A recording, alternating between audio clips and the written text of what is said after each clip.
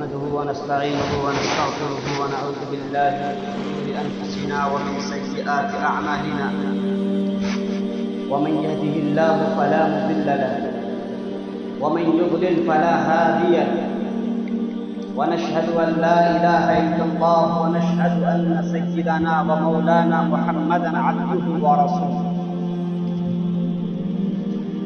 الذي أرسله بالحق بشيرا ونذيرا وداعيا إلى الله بإذنه وسراجا منيرا أما بعد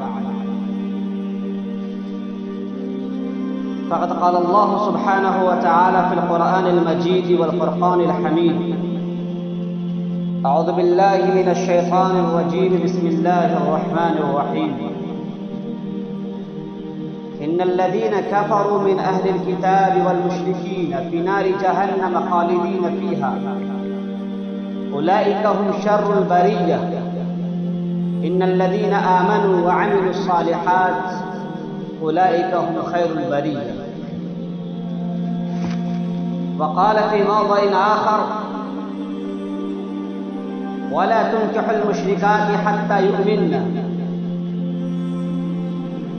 صدق اللہ العظیم.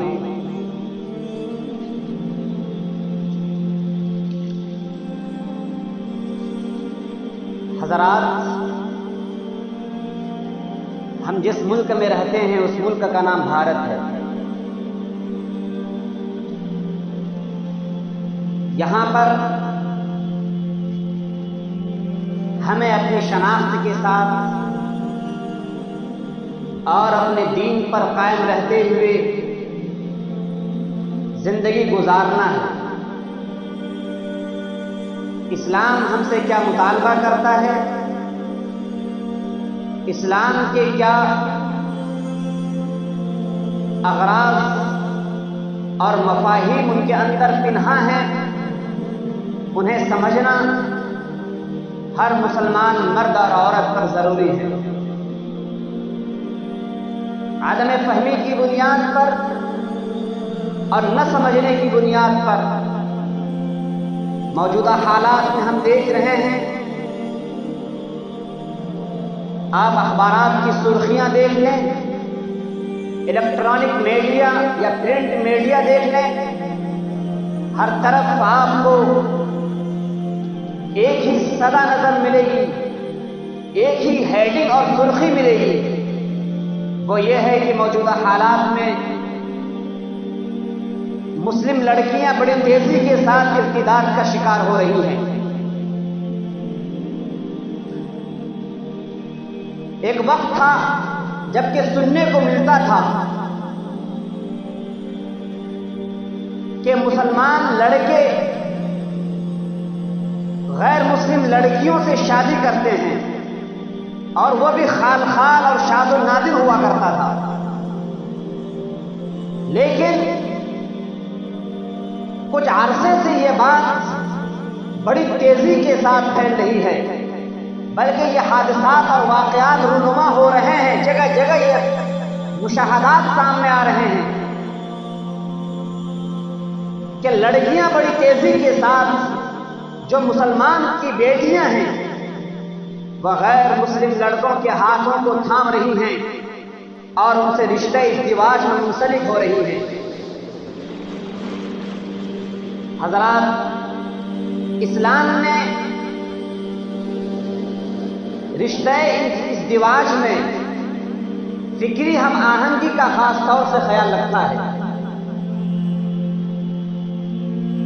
جب تک فکری آہنگی مرد و زن میں اور شوہر و بیوی کے درمیان قائم نہ ہو،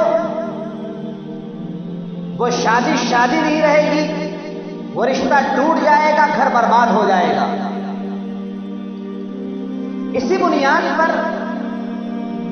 قرآن کریم نے جا بجا اعلان کیا ہے کہ مسلمان لڑکے مسلمان لڑکیوں سے ہی شادی کریں اور مسلمان لڑکیاں مسلمان لڑکوں سے ہی شادی کریں. اور قرآن نے صاف صراحت کے ساتھ اعلان کر دیا اور حرام قرار دیا اس بات کو وَلَا تُنكِحُوا الْمُشْرِكِينَ حَتَّى يُؤْمِنُوا، کہ اپنی بیٹیوں کو کسی مشرکین کے حوالے مت کرو یہاں تک کہ وہ مشرکین اسلام قبول کر لے. اور اسی طریقے سے دوسری آیت وَلَا تُنْكِحُوا الْمُشْرِكَاتِ حَتَّى يُؤْمِنَّ، اور اپنے بیٹوں کو کسی مشرکین لڑکیوں کے حوالے مت کرو یہاں تک کہ وہ لڑکیاں اسلام قبول کر لیں. یہ دونوں باتیں قرآن کریم میں جا بجا ارشاد فرمایا گیا ہے. کیا مشرکین لڑکیوں سے شادی کی جا سکتی ہے؟ اس سلسلے میں فقہاء نے قرآن کی روشنی میں 2 درجات کیے ہیں. ایک درجہ تو یہ ہے کہ وہ اہل کتاب کی بیٹیاں ہوں، یہود و نصارہ جو اصلی اور پیور یہود و نصارہ ہوں. یہود و نصارہ سے مراد جن کا تذکرہ قرآن نے کیا وہ یہود اور وہ نصارہ وہ اہل کتاب ہیں جن کا عقیدہ، جن کا ایمان پروردگار کی ذات پر ہے، جن کا ایمان آخرت پر ہے، جو جزا اور سزا کے مومن ہیں، ایمان رکھتے ہیں، گرچہ وہ اللہ کے نبی محمد عربی صلی اللہ علیہ وسلم پر ایمان نہیں رکھتے ہیں. اگر کوئی ایسا اہل کتاب ہے، ان اہل کتاب کی بیٹیوں سے آپ شادی کر سکتے ہو، لیکن اس میں بھی فرق یہ ہے کہ اگر آپ مسلم ممالک میں رہتے ہو وہاں پر آپ شادی بدون کسی کراہت کے کر سکتے ہو، لیکن غیر مسلم ممالک میں آپ شادی کرو گے تو وہاں کراہیت موجود ہے. یہ فقہاء نے تصریح فرمائی ہے. اور دوسرا جو طبقہ ہے وہ یہ ہے جو مشرکین ہیں، جو ہندو ہیں، جو بدھسٹ ہیں، جو جینی ہیں، ان کی بیٹیوں سے شادی کرنا کسی بھی صورت میں جائز نہیں، جن کا تذکرہ قرآن نے کیا وَلَا تُنْكِحُوا الْمُشْرِكَاتِ حَتَّى يُؤْمِنَّ. آپ کسی مشرکین کی بیٹیوں سے شادی مت کراؤ اپنے بیٹوں کی یہاں تک کہ وہ مشرکین لڑکیاں اسلام قبول کرنے دائرے ایمان میں داخل ہو جائیں، گرچہ ان کے پاس پیسے بہت زیادہ ہوں. قرآن نے تو یہاں تک کہہ دیا وَلَعَبْدٌ مُؤْمِنٌ خَيْرٌ مِّن مُشْرِكٍ، ایک غلام مسلمان، ایک غلام مومن بہتر ہے اس مشرک سے جس مشرک کے پاس پیسے ہیں، جس مشرک کے پاس دولت ہے، جس مشرک کے پاس جائیداد ہے، جو مشرک آسمان میں اڑتا ہے. گرچہ اسلام میں یقیناً آپ جانتے ہو غلام کی کوئی حیثیت نہیں ہے، غلام کی کوئی وقعت نہیں ہے، لیکن اگر وہ غلام ایمان کے دائرے میں داخل ہو جاتا ہے، گرچہ ان کے پاس کوئی حیثیت نہیں، کوئی وقعت نہیں، کوئی اوقات نہیں، لیکن وہ غلام جو مومن ہے، جو ایمان والا ہے، وہ اس مشرک سے ہزار درجہ بلند ہے. جس مشرک کے پاس دنیا کے ریل پیل ہے، دنیا کی بہتات ہے، جائیداد ہے، وہ آسمان پر اڑتا ہے، آسمانوں پر کمندیں ڈالتا ہے، لیکن یہ مومن غلام اچھا ہے. یہ کیسے ممکن ہوتا ہے کہ ہماری بیٹیاں، جبکہ ان کے ذہن و دماغ میں اس کی وجہ کیا ہے؟ فقیہ الامت حضرت مولانا مفتی خالد سیف اللہ صاحب دامت برکاتہم نے فرمایا کہ مجھے 3 باتیں سمجھ میں آئیں جن کی بنیاد پر آج جو لڑکیاں ارتداد کی شکار ہو رہی ہیں، یہ 3 وجوہات کی بنیاد پر. نمبر 1، بچوں کی تربیت کی طرف سے غفلت. خاص طور سے یہاں پر اکثر وہ لوگ ہیں اور یہ ہماری آواز وہاں تک بھی پہنچ رہی ہے جو شادی شدہ ہیں، جن کے پاس بچے ہیں، انہیں یہ بات سمجھ لینی چاہیے کہ آج اگر لڑکیاں ارتداد کی شکار ہو رہی ہیں 3 وجوہات کی بنیاد پر. نمبر 1، بچوں کی تربیت سے غفلت. نمبر 2، مخلوط تعلیم. اور نمبر 3، شادیوں میں بڑھتے ہوئے اخراجات. یہ 3 وہ وجوہات ہیں جو فقیہ الامت حضرت مولانا خالد سیف اللہ صاحب رحمانی دعوت برکاتہم نے بڑے مطالعوں کے بعد تفسیر و احادیث پر جن کی نظر ہے انہوں نے فرمائی، اور بہت اہم اور نکات ہیں یہ جنہیں ہمیں سمجھنا چاہیے. بچوں کی تربیت کی طرف سے غفلت. یقیناً موجودہ حالات میں ہم دیکھ رہے ہیں یہ شوہر بھی نوکری والے، بیویاں بھی نوکری والی ہیں، جن کی بنیاد پر ان کے اولاد گھروں میں رہا کرتی ہیں. نہ باپ کی محبت، نہ ماں کی محبت، نہ باپ کی تربیت، نہ ماں کی تربیت اس اولاد کے لیے شامل حال ہوا کرتی ہے. وہ بیٹا کہاں جا رہا ہے، وہ بیٹی کہاں جا رہی ہے، کس سے وہ باتیں کر رہی ہیں. اگر وہ اسکول جاتی ہیں آپ کی بیٹیاں، یا ایسے لوگوں کی بیٹیاں جو جاب میں ہیں، اگر ان کی بیٹیاں اسکول جاتی ہیں وہاں پر کن لوگوں سے دوستی قائم کرتی ہیں، کبھی بھی ان لوگوں نے پوچھنے کی کوشش نہیں کی، بلکہ اگر آپ ان سے شکوہ اور شکایت کرو تو وہ جواب دیا کرتے ہیں کہ حالات ہی ایسے ہیں، کیا کیا جائے، کیسے روکا جائے. जमाना ऐसे ही चल रहा है, दुनिया तरक्की कर रही है। अगर हमारी बेटी ने किसी से बात करने तो इसमें कौन सी शिकवे की बात है? ये मगरिबी तहजीब है, ये मगरिबी वसायत है जो हमारे जहनो दिमाग में पनप रहे हैं, जो मुसल्लत कर दिए गए हैं। हमने अपनी बेटियों के हाथ में मोबाइल दे दिया। हमारी बेटियां मोबाइल का इस्तेमाल किस तरह करती हैं? क्या हमने कभी पूछने की कोशिश की? क्या हमने कभी उनके मैसेजेस को देखना चाहा?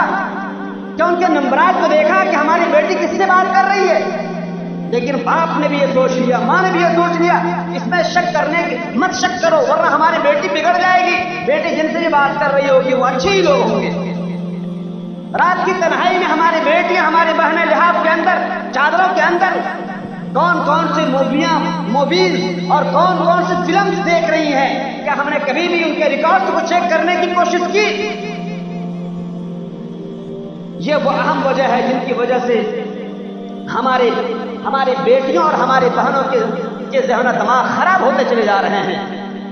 नंबर 2 वजह मखलूत तालीम, और आज कसरत के साथ ये हो रहा है। आज हिंदुस्तान में, भारत में दोनों तरह के जिम्मेदारान हैं। अगर मुसलमान जिम्मेदारान हैं तो दूसरे गैर मुस्लिम भी जिम्मेदारान हैं। हम मुसलमान जिम्मेदारान से मुताल्लिक बात करते हैं। कितने ही ऐसे उनके अंडर में और उनके ज़ेर एहतमाम, उनके ज़ेर निगरानी कितने ही ऐसे इदारे चलते हैं, कितने ऐसे कॉलेजेस चलते हैं, कितने ऐसी यूनिवर्सिटियां चल रही हैं जहां पर के लड़के लड़कियों की तालीम में जर्रा बराबर फर्क नहीं है। उसी क्लास में और उसी जगह पर जहां पर लड़के बैठ रहे हैं वहां पर लड़कियां भी बैठ रही हैं। उसी दरवाजे से लड़के भी आते हैं, उसी दरवाजे से लड़कियां भी आती हैं। और नाम के ये लोग अपने आप को मुसलमान जिम्मेदारान समझते हैं कि हम मुस्लिम हैं, बल्कि बाज़ाब्ता अखबारात में शाये किया जाता है, बैनर्स में चिपकाए जाते हैं कि हमारे यहाँ को एजुकेशन का माहौल है। को एजुकेशन के नाम पर कितनी मुस्लिम लड़कियां और कितने मुस्लिम लड़के दौड़ रहे होते हैं।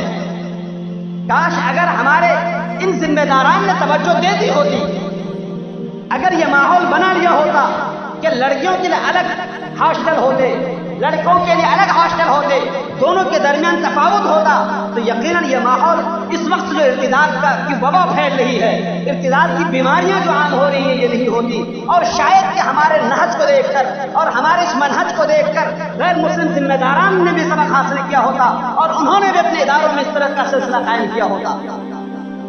हम कैसे समझाएं इन गैर मुस्लिम जिम्मेदारान को, जबकि उनके पास, उनके सामने हमारे मुस्लिम जिम्मेदारान खुद आइडियल बने बैठे हैं।